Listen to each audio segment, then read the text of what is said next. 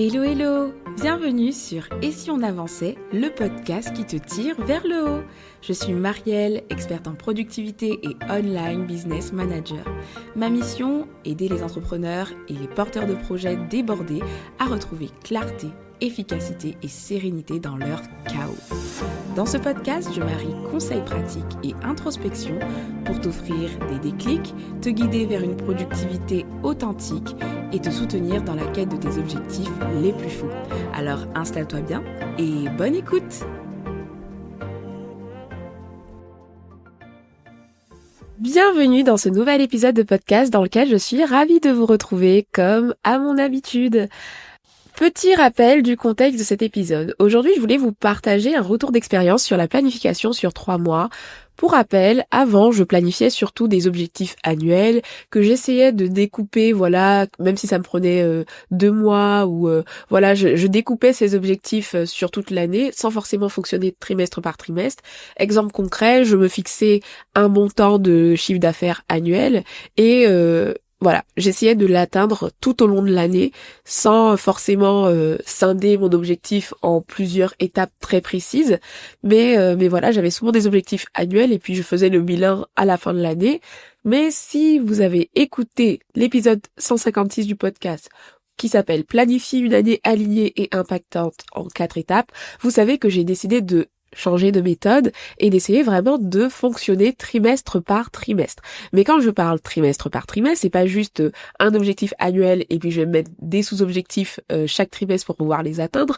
Non, j'ai décidé de faire vraiment une année égale un trimestre. En gros, j'avais juste en 2025, en janvier 2025, j'avais travaillé uniquement sur les objectifs du premier trimestre et je n'étais pas allée plus loin. Pourquoi ? Parce que j'ai réalisé que le fait d'avoir des objectifs annuels, ça pouvait vraiment jouer sur la motivation. J'avais envie aussi de capitaliser sur cette fameuse technique de la méthode des 90 jours qui est très souvent recommandée mais que je n'avais jamais vraiment appliquée pour moi.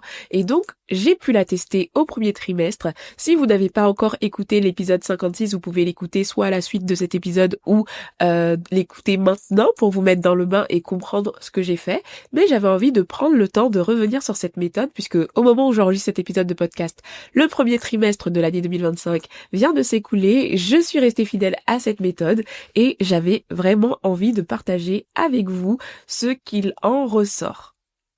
Alors j'avais posé 6 objectifs qui étaient assez équilibrés. Il y avait 3 objectifs pro et 3 objectifs perso.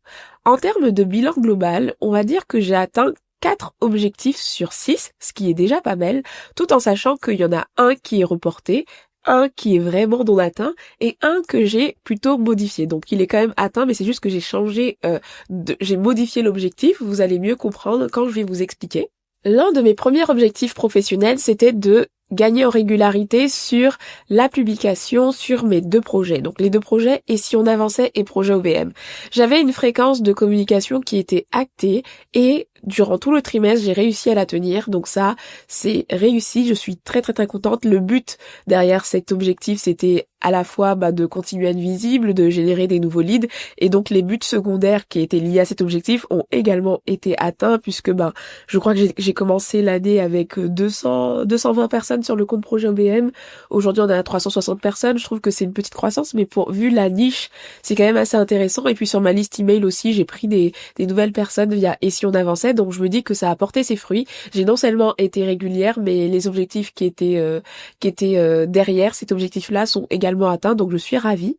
Ensuite, je devais aussi, je m'étais challengée niveau perso à entamer du coup la lecture de la Bible parce que j'aimerais bien sur toute l'année revoir toute la Bible. Et du coup, j'ai réussi puisque l'objectif que je me suis fixé du coup pour ce premier trimestre, c'était d'avoir lu un quart de la Bible. Donc c'est chose faite.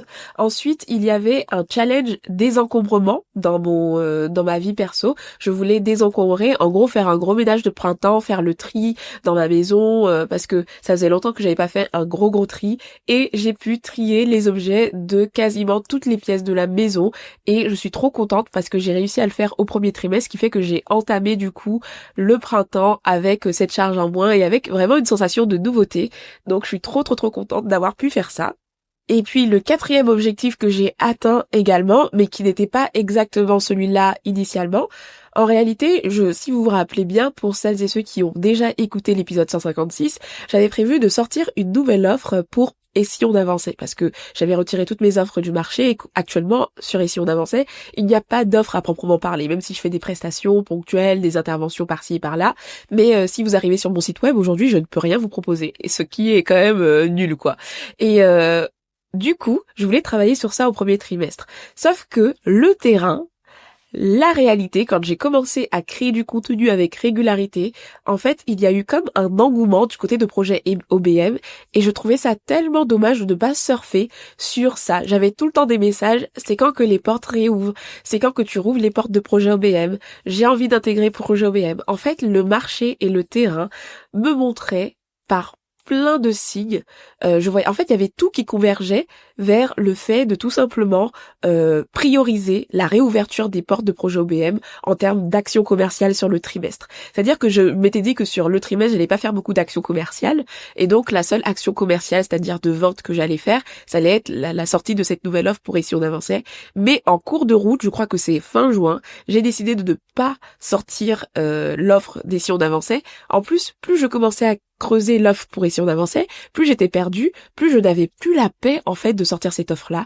Alors j'ai changé de cap et j'ai finalement décidé de mettre à jour projet OBM et de réouvrir ses portes du coup à fin mars. Et franchement, qu'est-ce que j'ai bien fait de changer ça, parce que aujourd'hui, j'ai fait du coup mon meilleur lancement à date, que ce soit en termes d'énergie, en termes d'engouement, en termes de résultats, et je suis trop contente d'avoir pris cette décision et de ne pas m'être mis en tête que non, mon objectif c'était de sortir une offre pour Et si on avançait, et donc c'est forcément ce que je dois faire. Comme quoi, vous voyez, c'est important d'être hyper flexible. Maintenant, parlons des deux autres objectifs qui ont été soit atteints ou soit non atteints, ou soit reportés. Le premier que j'ai décidé de reporter du coup, c'est la formation sur la gestion de mon organisme de formation. En fait, j'avais envie de retravailler la gestion de mon organisme de formation lié à projet OBM, parce qu'il y a pas mal de paperasse. Là, par exemple, au mois d'avril, je vais devoir faire le premier bilan pédagogique et il y avait plein de trucs que j'avais pas forcément clarifiés et j'ai décidé de procrastiner ça, de remettre ça à plus tard, parce que la charge de travail par rapport au lancement de projet OBM était beaucoup plus importante que ce que j'avais estimé. J'ai mis en place un programme d'affiliation, par exemple. J'ai décidé d'actualiser le programme avec quelques modules. Donc il y avait beaucoup de choses qui changeaient, ce qui fait que j'avais besoin de faire de la place et que je sentais que je n'allais pas pouvoir vraiment me mettre à fond sur cette partie-là. Donc j'ai tout simplement reporter cet objectif pour une prochaine fois, donc pour le prochain trimestre. D'ailleurs, ça fait partie des nouveaux objectifs que je me fixe pour le trimestre numéro 2 de cette année. Et du coup, c'est hyper important pour moi. Donc l'une des leçons que j'ai pu apprendre là, du coup, c'est que c'est important de savoir prioriser et de ne pas forcément chercher à tout faire en même temps.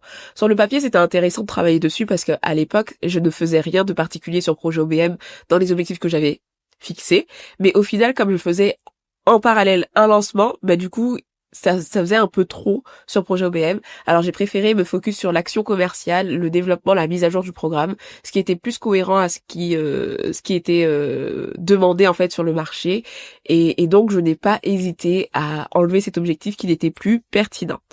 Ensuite, un objectif qui n'a pas du tout été atteint, c'est celle de la pratique de la guitare. J'ai clairement sous-estimé le temps et l'investissement qu'il fallait pour se mettre à la guitare. J'ai un peu romantisé ça. Je me suis dit que ça allait être facile, quoi. Tu vas gratter, etc. Mais non, que nenni. En fait, déjà, à chaque fois que je prends ma guitare, mon fils débarque. Donc, juste une séance, c'est juste hyper compliqué. La faire pendant sa sieste, il se réveille. Le soir, bof, j'ai pas envie de jouer à la guitare, je sais pas si mes voisins ils entendent, etc. Bref. En gros, je n'arrive pas déjà à avoir un temps pour moi vraiment posé où je joue vraiment de la guitare. Tout ce que j'ai appris à faire ce trimestre-là, c'est d'accorder ma guitare. Voilà. Et je sais aussi jouer note par note. Chaque corde et tout, enfin les bases, je sais quelle corde correspond à quelle note, etc. Mais voilà, j'ai appris juste quelques bases et je n'ai pas du tout pratiqué. Mais clairement, j'étais à côté de la plaque concernant la réalité de ce que c'est que de pratiquer de la guitare. Donc j'ai commencé du coup à en jouer peut-être 2 fois par semaine début janvier, et après j'ai vite abandonné parce que déjà j'avais plus envie, je n'arrivais plus, je trouvais que c'était là où je voulais me détendre, ça commençait plus à me stresser qu'autre chose parce que j'avais envie de me challenger, ça demande de l'apprentissage, et clairement des fois j'avais juste envie de chiller avec tous les objectifs que j'avais, et donc finalement cet objectif je ne l'ai pas atteint et je ne sais pas si je vais le reporter, en tout cas pas tout de suite, mais voilà, petit flop de ce premier trimestre. Mais globalement, vous pouvez voir que quand même atteindre 4 objectifs sur 5, dont un sur 6, dont un qui n'est pas non atteint mais qui est surtout reporté, c'est quand même pas mal. Alors, je voulais partager avec vous, finalement, qu'est-ce que je ressors de cette méthode de me concentrer vraiment sur des objectifs, de ne pas aller plus loin qu'un trimestre et de vraiment me concentrer sur, allez, ta vie là se joue sur 3 mois et tu vas pas plus loin. Vraiment, tu te concentres que sur ça. Alors, premièrement, ça va apporter un focus, donc une concentration beaucoup plus forte. Quand on sait qu'on a seulement 3 mois et donc 12 pour atteindre un objectif, on n'a pas tendance à se disperser. Par exemple, si tu sais que, par exemple, si je voulais faire un certain chiffre d'affaires en lançant projet OBM ou je sais pas quoi, si j'avais toute l'année pour le faire, il y a de fortes chances que je n'aurais pas mis autant d'énergie sur le premier trimestre pour atteindre, parce que j'aurais l'impression d'avoir un peu de temps devant moi.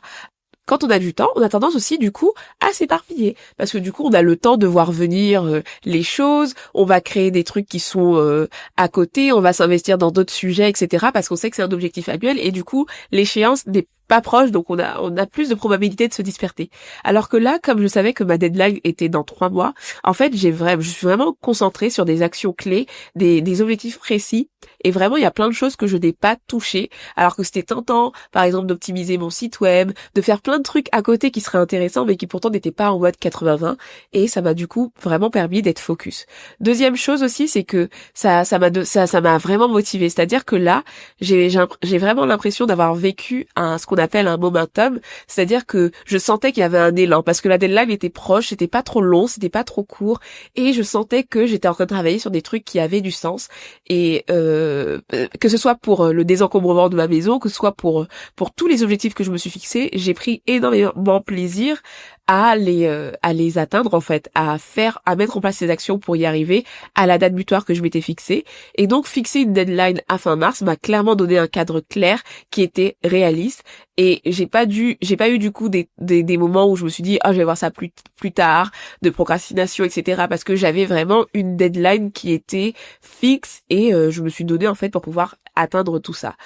Troisièmement aussi, je dirais la possibilité aussi de rester flexible, parce que comme tu l'as vu, au final j'ai modifié certains objectifs, j'ai reporté certains objectifs, donc ça veut pas dire que parce qu'on a acté des choses en début de mois, que du coup en début de trimestre tu dois absolument faire ce que tu as dit. Faut vraiment être stratégique, prendre du recul. Si jamais vous vous lancez sur quelque chose comme moi avec mon offre, et si on avançait, je sentais qu'il y avait un truc qui n'allait pas, que ça me convenait pas, que c'était pas le bon timing, et que au contraire à côté il y avait projet OBM qui semblait beaucoup plus intéressant à lancer sur la période, c'est très important d'écouter ça et de pas juste foncer tête baissée dans ok, on a planifié ça donc on le fait.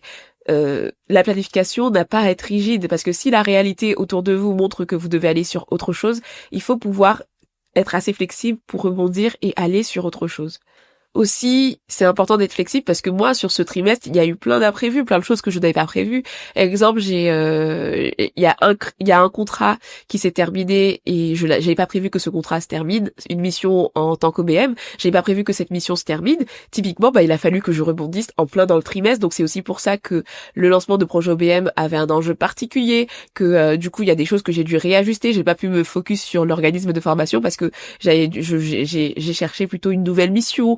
Donc il y a plein de petits à côté aussi qui existent, et c'est important de considérer tout cela, et de quand même rebondir en fonction de ce qui se passe. Et ce qui montre que vraiment c'est essentiel de pas se projeter trop loin, parce que on sait vraiment pas, moi en commençant l'année, j'aurais pas pu parier